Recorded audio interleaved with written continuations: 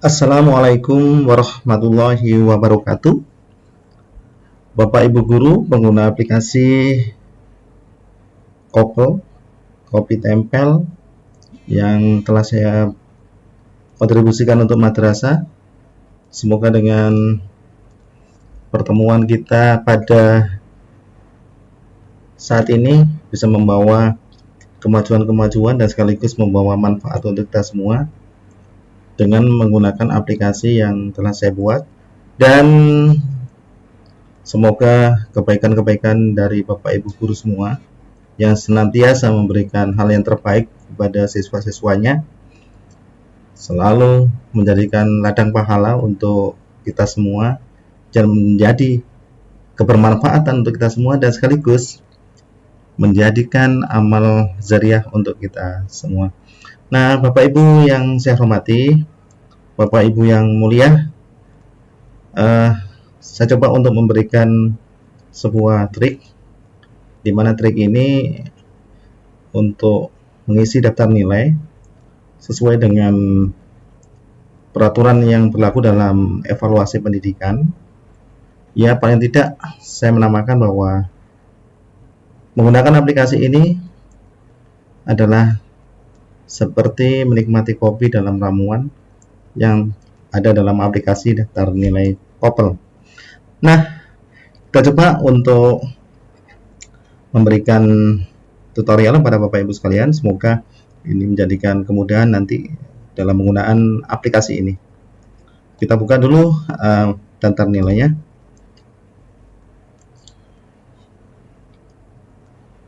Ya, Bapak Ibu sekalian, ini tampilan daftar nilai. Secara umum MI, MTS, MA bersama, prinsip kerjanya sama.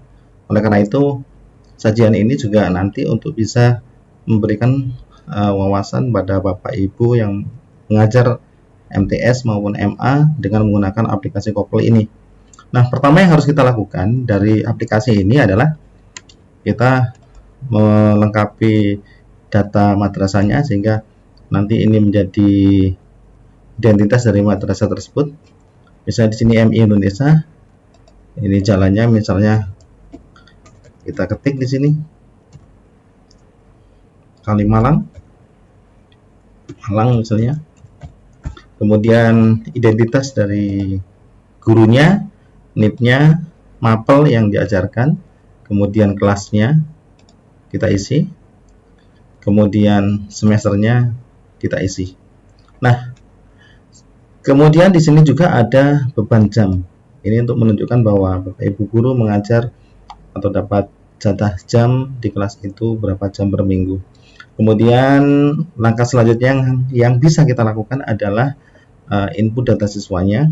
Jadi data siswa sederhana aja, masukkan NISN, kemudian namanya, kemudian LP-nya, dan kelasnya otomatis ini dari kelas yang kita tulis di depan.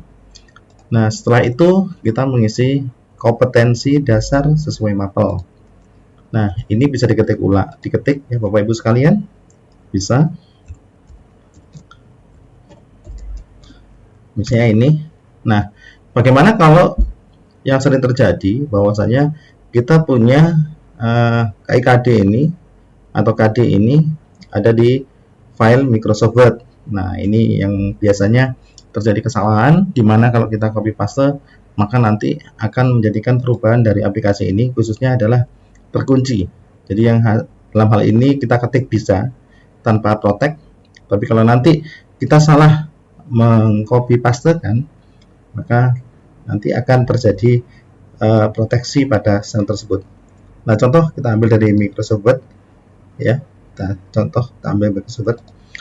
Kalau kita copy dari yang ketiga ini, kita blok, kita Ctrl C atau kita copy, kemudian kita taruh di aplikasi daftar nilai ini ya.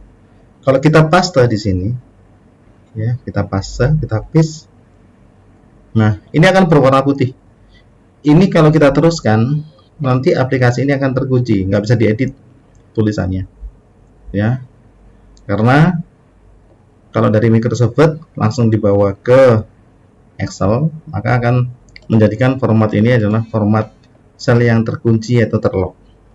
Nah, karena itu kita caranya ya, untuk copy paste ya, dari Word tadi, kita paste-nya, kita klik selnya, kita masukkan di formula bar-nya, kemudian kita paste atau kita paste ya, kemudian kita enter, maka ini tidak terjadi penguncian dari sel tersebut.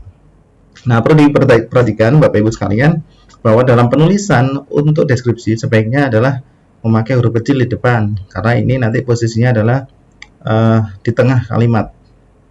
Kalau huruf besar nanti karena di tengah kalimat menjadikan secara kebahasaan salah. Oke, kita kembali ke menu utama, kemudian kita memasukkan nilai pengetahuan. Oke, sebelum nilai pengetahuan, kita lihat dulu KKM-nya, kita isi. Contoh di sini saya isi 80 ya. Kemudian kita nilai input pengetahuan dengan KKM 80. Nah, kita lihat contoh di sini sudah terisi semua. Nah, ini ada warna merah. Ada yang warna putih pengisiannya. Kalau yang merah berarti di bawah KKM. Contoh ini putih, yang ini hasilnya sudah 80 ya, warnanya putih. Di sini warnanya sesuai dengan warna atasnya. Maka ini adalah sesuai dengan KKM ya, atau yang lebih tinggi perubahan warnanya nggak ada. Jadi kalau kita melihat, kita ketikkan, kita masukkan sudah berwarna merah, itu menunjukkan bahwa nilai yang kita masukkan sudah di bawah KKM. Kita lihat contoh di sini, kita biarkan dulu. Jadi pH 1 di sini 75. Kalau kita ingin remedi gimana? Ya, kita remedi misalnya kita masukkan nilai 80, maka nanti hasil pH-nya menjadi 80. Ya, sesuai dengan aturan remedi bahwa remedi itu adalah dari hasil yang terbaiknya. Kalau misalnya 80, oke lah KKM-nya 80. Tapi kalau dia dapat 90 ya kita ketik 90. Karena remedi itu menghendaki bahwa sebelumnya anak itu belum bisa menjadi bisa, dan itu perlu kita hargai. Kita lihat Bapak Ibu sekalian, nilai 90 untuk pH 1, kemudian pH 2 86 dan pH 3-nya 98. Di warna biru yang sebagai patokan untuk nilai yang akan diperhitungkan di nilai raport. Kemudian yang kedua kita lihat ini, yang kedua kita biarkan ya. Hasilnya 76 ya di pH 1-nya, kemudian di 87. Kemudian di sini yang ketiga dia adalah 96. Nah, kita bisa melihat bahwa di sini ada yang tidak tuntas, tapi di sini tuntas. 87, 97 adalah tuntas. Nah, nanti dampaknya terhadap deskripsi itu seperti apa. Nah, kita lihat setelah kita nilai masukkan semuanya. Nah, di sini kita amati nilai pas belum ada. Karena nilai pas belum ada, di sini nggak ada isi angka atau macam-macam ya, atau sampai deskripsinya belum muncul. Maka untuk memunculkan itu kita memasukkan nilai pasnya. Contoh kita ketik 90 ya, bismillah. Otomatis di belakangnya ya hurufnya keluar, kategorinya keluar, dan deskripsinya juga keluar ya. Nah, kemudian sekali lagi kita isi untuk nilai yang di bawahnya sekalian ya, kita anggap aja semuanya dapat 80 gitu ya. Oke, maka ketika kita copy semua ke bawah, maka semua deskripsi akan muncul. Nah, seperti ini. Nah, kita lihat di sini ada keterangan untuk yang anak siswa nomor 1 ya. Siswa nomor 1 di sini ada tertingginya 98, terendahnya 86 ya. Di sini tertingginya 97 dan ini ada 76. Nah, kita lihat 76 adalah nilai yang kurang dari KKM, makanya dia berwarna merah. Nah, apa sih dampaknya ketika ada nilai yang di bawah KKM seperti ini? Ini akan berpengaruh pada deskripsi. Berpengaruh pada deskripsi. Kita lihat lebih jelasnya deskripsinya pada ketika kita lihat nilai sikap, lihat nilai tiap siswa. Nah, contoh siswa 1 memiliki kompetensi dari seluruh materi yang baik, terutama menerapkan pengukuran menggunakan penggaris. Ya, kemudian cukup terampil menimbang benda menggunakan raca. Kita klik siswa 2. Nah, siswa 2 tadi ada yang tidak tuntas, sehingga memiliki kompetensi dari seluruh materi yang cukup, terutama menguasai menerapkan pengukuran menggunakan penggaris, dan perlu ditingkatkan karena ada yang tidak tuntas. Nah, jadi kalau ada yang nggak tuntas, pasti ada kata perlu ditingkatkan. Apa yang perlu ditingkatkan? Ya, nilai yang terendah dari yang dicapai oleh anak. Nah, perlu diperhatikan Bapak Ibu sekalian, untuk deskripsi, pada saat isian kompetensi ini, kita menggunakan kalimat kata kerja operasional, ya, membandingkan, mengidentifikasi, menerapkan, terus kemudian di bawahnya, di belakangnya adalah apa yang dibicarakan dalam KD tersebut, sehingga nanti kita membuat deskripsi nggak terlalu panjang, tapi ketika dibaca oleh orang tua, oleh orang-orang yang berkepentingan dengan raport ini, begitu mudah untuk memahaminya. Nah, itu tentang penilaian pengetahuan. Kemudian keterampilan, ya, kita coba masukkan di sini contoh. Ini 480 untuk perancang kuadran, kemudian KD 42 nya dapat 89 dan menggunakan jangka sorongnya dapat 82. Nah, di sini yang tertingginya adalah yang nomor 2 ini, ya, menimbang benda menggunakan raca. Otomatis nanti ketika kita cek di deskripsi, ya, yang kedua tadi, ya, cukup terampil jangka sorong yang siswa pertama. Nah, cukup terampil menimbang benda menggunakan raja, karena nilai tertingginya tadi ada di KD menimbang dengan benda raja. Kalau yang ketiga, ternyata siswa nomor 2 cukup terampil menggunakan jangka sorong. Jadi di sini deskripsinya bisa berbeda-beda antara anak yang satu dengan anak yang lain sesuai dengan nilai yang dicapai tertingginya pada anak tersebut terkait dengan keterampilannya. Nah, selanjutnya kita lanjutkan dengan input nilai sikap. Di sini secara default sudah saya isikan 3 semua, karena kadang-kadang guru lupa untuk mengisi nilai sikap. Karena ini berpengaruh jika nanti kita setor ke rapot ada nilai yang kosong, maka deskripsi nggak akan keluar. Nah, ini ada defaultnya 3 semua. Otomatis ini adalah menggampangkan dari Bapak Ibu sekalian. Kalau anak itu memang rata-ratanya baik, ya sudah 3 cukup. Tapi kalau bagus, ya kita bisa ganti dengan 4, ya. 4.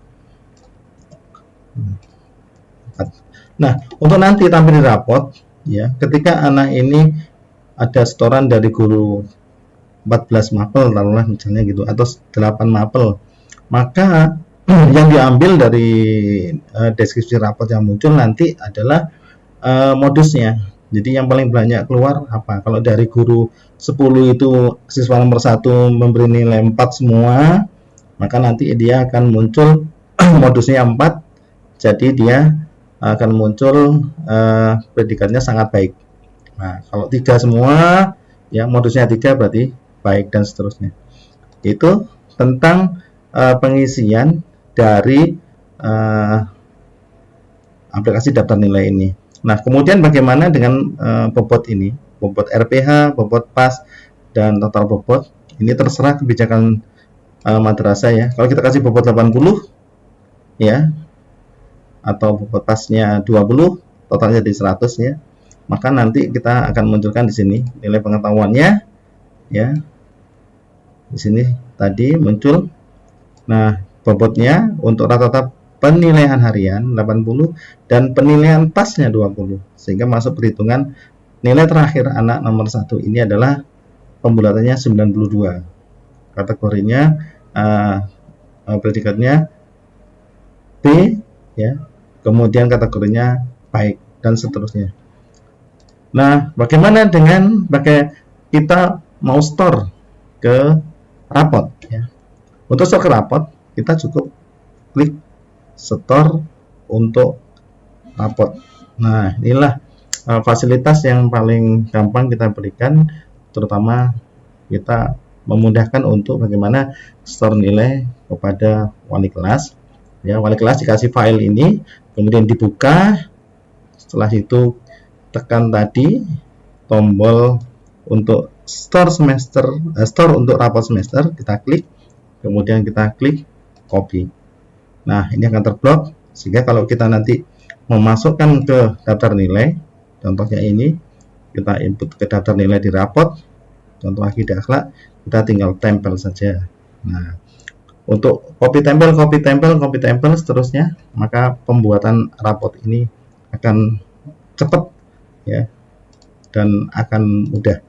Nah, demikian Bapak Ibu sekalian tentang penggunaan rapot atau daftar nilai untuk rapot madrasah, khususnya aplikasi yang saya buat yaitu aplikasi Kopel ini. Semoga bermanfaat dan menjadikan amal jariah untuk kita semua, karena ini adalah ladang pahala untuk kita semua sebagai seorang pendidik yang memberikan terbaik untuk anak-anak kita. Demikian, Assalamualaikum warahmatullahi wabarakatuh.